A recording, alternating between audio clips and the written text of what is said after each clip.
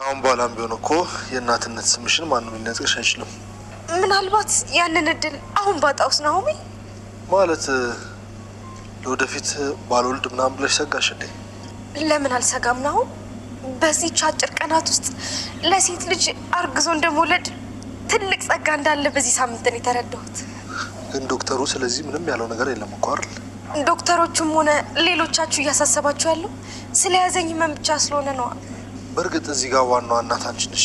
የፈለገ ነገር ቢሆን ደግሞ እናት ቆይ ለምን ስላልነገርኩሽ ነው እንጂ እኮ እሷ እኔ ልታየኝ እንዳትመጣለች። ሁለቱም ጨካኞች ናቸው። እነዚህ ጨካኝ አታድርጊያቸው እንጂ ኤሚ። እንዴ ኤሚ የእውነትሽን ነው? ንገረኝ እስኪ ከዚህ ውጭ። እኔ ትንሽ ልዕልት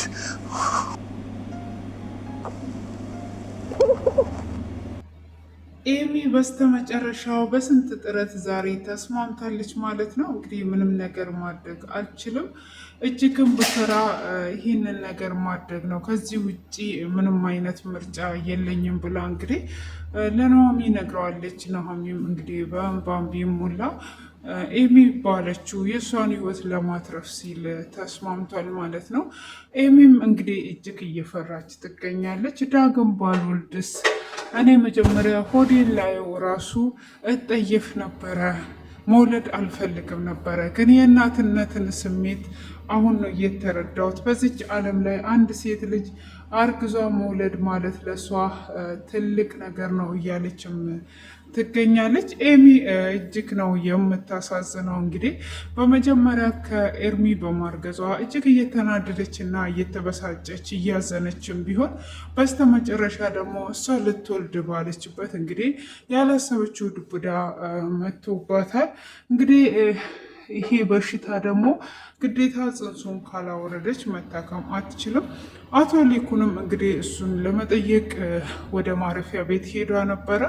እሱም ለምንድን ነው ይዛሃት የመጣው? ይዛሃት እንዳትመጣ አላልኩም እንዴ ብሎ ሲለው ኑሃሚን እጅግ እያስቸገረችኝ ስለሆነ ነው ይዣት የመጣሁት፣ ምንም ማድረግ አልቻልኩም በማለትም ሲል እሱም ለምን መጣሽ ብሎ ይላታል። አባዬ መቼ ነው የምትፈቱት? መቼ ነው የምትወጡት ከዚህ ቦታ በማለት እንግዲህ ስትጠይቀውም አባትየውም ከዚህ የትም አንሄድም፣ ከዚህ መቼም አንወጣም ብሎ ይላታል።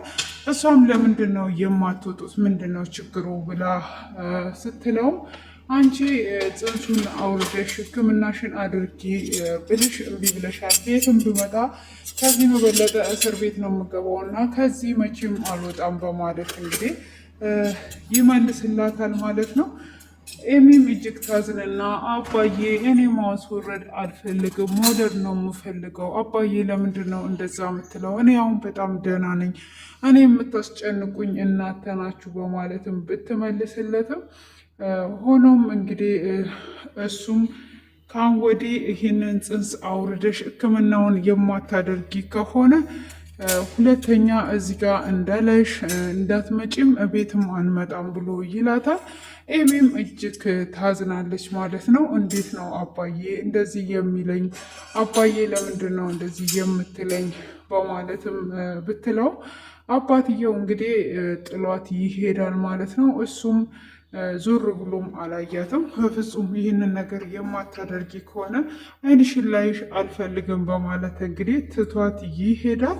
እሷም እጅግ እያዘነች አባዬ እኮ ትቶን ሄደ ወንድሜ ብላ ስትለውም እንግዲህ ብትጠራውም አባትየው ጽንሱን እንድታስወርድ ስለፈለገ እነሱን እጅግ በጣም ስለምትወዳቸው ስለነሱም እየተጨነቀች ስለሆነ እምቢ ብሏታል ማለት ነው። ሆኖም ኑሃሚን እሺ ወደ እናቴ ውሰደኝ ብላ ስትለውም እሱም እናትሽ ጋም ያለው የዚህ አይነት ተመሳሳይ ነው ብሎ ይላታል። እሷም እጅግ ታዝንና እኔ ዳግም መውለድ ባልችልስ ብላ ትላለች። እሱም ደግሞ ዳግም ትወልጃለሽ፣ አንቺ ገና ልጅ ነሽ ብሎ ይላታል። መውለድ ባልችልስ እያለች እንግዲህ እየፈራች ትገኛለች ማለት ነው። በጣም ፍራቻ ላይ ናት ኤሚ ያለችው። ኤሚ እጅግ ታሳዝናለች። እንግዲህ ኤርሚያስም በጣም አዝኗል። እስከዛሬ ድረስ ለሰራው በደል ሁሉ እጅግ አዝኗል ማለት ነው። ምንም ባላደረጉበትና ምንም ነገር ባልሆነ ይሄን ያህል ስበድላቸው ኖር ያለው በምን አይነት ነው እነሱን የምክሰው በማለትም እንግዲህ ወደ ሀምላን ጋር ሄዶ ነበረ። የሀምላንና የኤሚ ደም ተመሳሳይ ስለሆነ ይህንን ደም እሷ የምትለግስላት ከሆነ ኤሚ ከሞት እንደምትድንና እስከ ዛሬ ድረስ ለበደለቻቸው ላሰቃያቻቸው ስቃይ ይሄ ካሳ እንደሚሆን ለሀምላን ይነግራታል። ሀምላንም እንግዲህ ጎዳና ወጥታለች። ከዚህ በላይ ምን አለ? አሁን ደግሞ ጻድቅ ጻድቅ ያወራታል እንዴ ብላ ትለዋለች። እሱም እስከዛሬ ለበደልሻቸው እነሱን የምትክሽባቸው ሰዓት ደርሷል ብሎ ይላታል። ዛሬ ደግሞ ከየት የመጣ ጽድቅና ነው? ጭራሽኑ አማካሪ የሆነ ተገኘህ እንዴ በማለትም ታሾፍበታለች። እሱም አምላል አሁን አታሾፊ፣ እኔ ቁም ነገር ነው ላወራሽ የመጣሁት እስከ ዛሬ ክፋትን ሰርተን ያገኘነው ምንም አይነት ነገር ስለሌለ ዛሬ እስቲ ወደ መልካምነት እንስራ ብሎ ይላታል። ታዲያ እኔ ምን አደርግልሃለሁ? ለምን ለብቻ ሄደ መልካምን ነገር አትሰራም?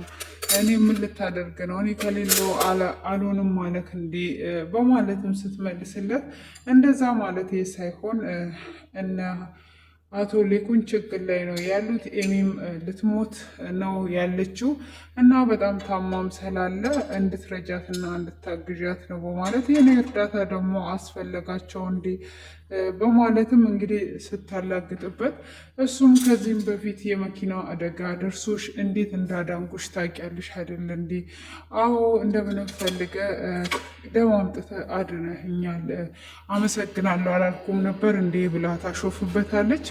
አሁን ማሾፉን ትተሽ ትክክለኛ ነገር እንድናወራ ነው የምፈልገው ብሎ ይላታል። ምንድን ነው ካዳ ካወራኝ በስርዓት አውራኝ ስትለው አሁን ከማውራሽ የተነሳ ጥለሽኝ እንዳትሄጂ ብሎ ይላታል።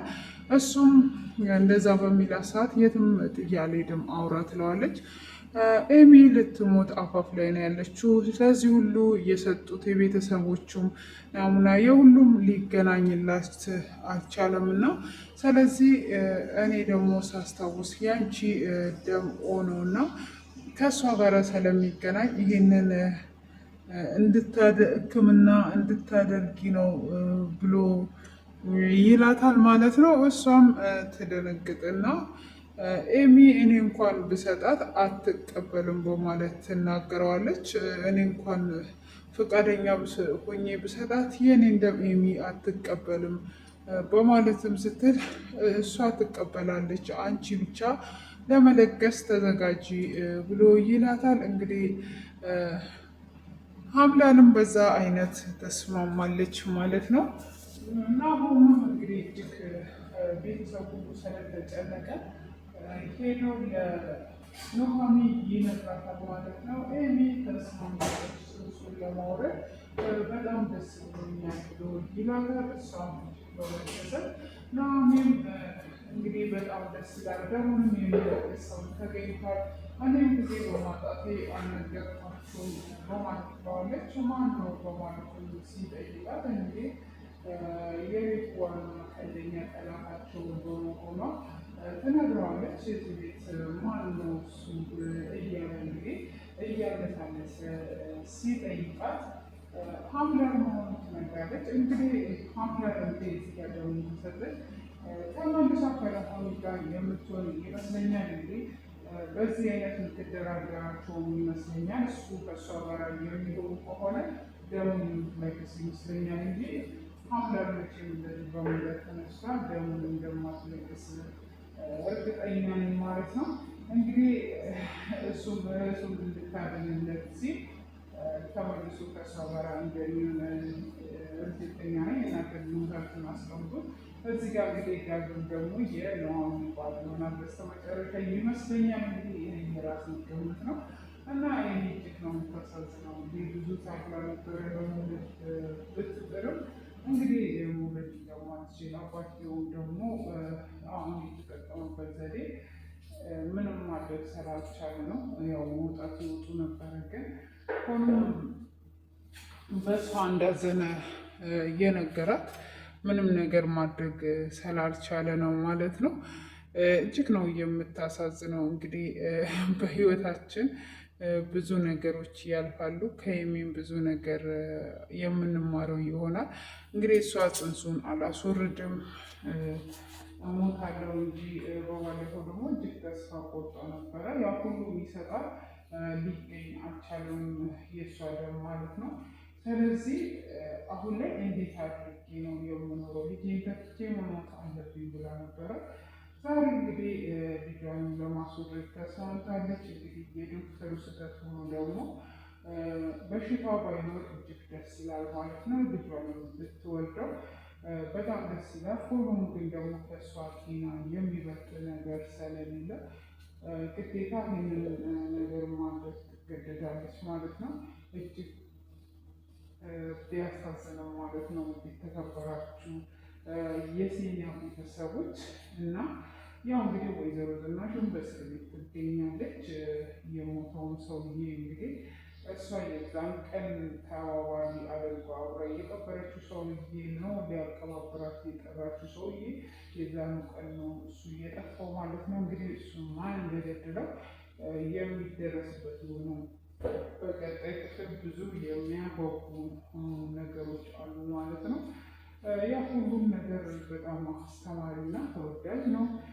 ክፋት ምንም አይነት ነገር እንደሌለው እና መልካምም ብታደርጉ ግን አንዳንድ ፈተናዎች ወደ እናንተ እንደሚመጡ መልካምን ነገር ብቻ ሰርቻለሁ፣ ፈተና እኔ ጋር አይደርስም፣ እኔ መልካምን ነው የምሰራው፣ እኔ ጻድቅ ለሚሉትን ሰዎች አስተማሪ ነው ማለት ነው ይሄ ድራማ ማለት ነው። ለምን ሰው ልጅ መልካምን ሰርቶ ፈተና ሊኖርበት ይችላል። ያንን ፈተና ደግሞ ሊያልፍ ይችላል ማለት ነው። የማይታለፍ ነገር የለም። እግዚአብሔር እንዴት እንደሚያሳልፍ ያውቃል። እና ስለዚህ ይህንን ይመስላል ማለት ነው። ውድ ቤተሰቦቼ ለዛሬ ያዘጋጀውላችሁ። በቀጣይ ደግሞ በአዲስ ቪዲዮ እስክንገናኝ ድረስ መልካም ቆይታ የሆነላችሁ። ያው ዛሬ ሉዓላንን አልለቀኩላችሁም፣ እጅግ ቢዚ ሆኜ ነበረ። ነገ እንደ እግዚአብሔር ፍቃድ እስክንገናኝ መልካም ቆይታ።